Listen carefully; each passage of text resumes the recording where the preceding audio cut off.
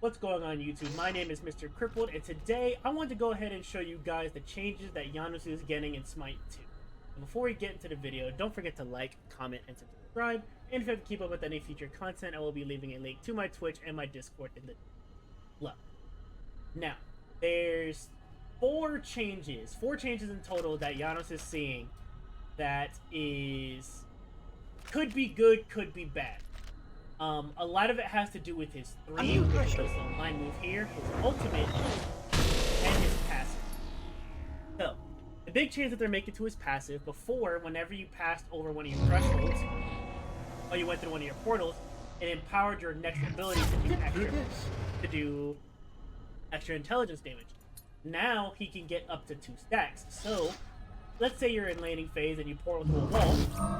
Now, if you go over your 3, as you can see from the bottom left-hand corner, you now had 2 stacks, each one giving you 20% extra, or gives you, what? With this, like, 6 ability damage plus 20% of your bonus, your intelligence as bonus magical damage. That's obviously going to be a bigger number, but now you can get 2 stacks of this, making your 2 hit even harder if you manage to get both stacks.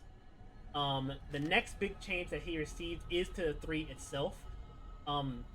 What it is that now the 3, whenever an enemy passes over this, not only do they take bonus magical damage and they're slowed, but they also lose, you actually do more damage to them by shredding 25% of their magic protections.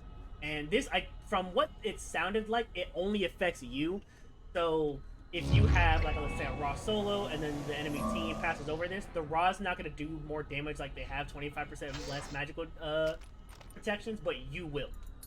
So this is basically just free 25% pen, which is something that you had to use whenever you did your combo.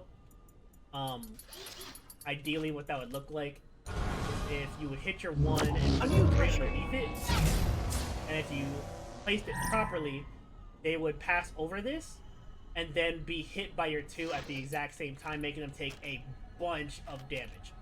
So that's a nice little welcome change, and he doesn't have to worry about it being on the ult anymore, because in Smite 1, the ultimate used to have pen on it. Now the ultimate doesn't have pen. However, it does not have a max range on how far you can ult or use the ult. There is a damage cap. You can't do more than 70% of the enemy god's health with the damage, so you can't one-shot anybody with this ability anymore. But it still does a pretty big chunk of damage, especially with how much damage base he does with this 25% pen. I've already done a little bit of testing myself with a full magic build, a standard mage build, and if you hit the combo properly, you one-shot everybody.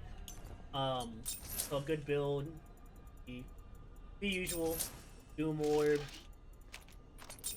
Obsidian Shard, that, Spirit Deso, Chronos Pendant if you really want this CR. And then last card, it's kind of up to you, considering that there's not really a lot of huge damage spike items, but you can go something like Cosmic Horror or Goldstone if you really wanted to. But if you hit the combo properly, yeah, they basically instantly die. So it's kind of fair that the ultimate doesn't one-shot anymore. And to be honest, even though it doesn't one-shot, it still does an absurd amount of damage. If I can stop missing. That is a pretty decent amount of damage. Half-life on somebody is not something to scoff at. A pretty big chunk of damage, so you're not really gonna be insta-killing anybody with the ultimate anymore, which does suck. But there is no max range limit on the ult, so you can get across the map and potentially either save somebody, get to a team fight.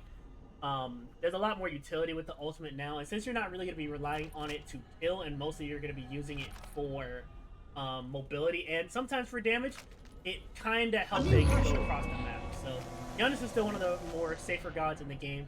The only other thing now is that he can use his ultimate to beads his own 1. So before, if you drop this, you're kind of CC'd and you're stuck in that animation. So now, what you can do, drop this, and then ult, and instantly get out of it. Which can be useful, to be honest. It's a really welcome change, but it's going to be something that's going to take a lot of getting used to. Because if you time it right, you can avoid somebody's big damage and then ult.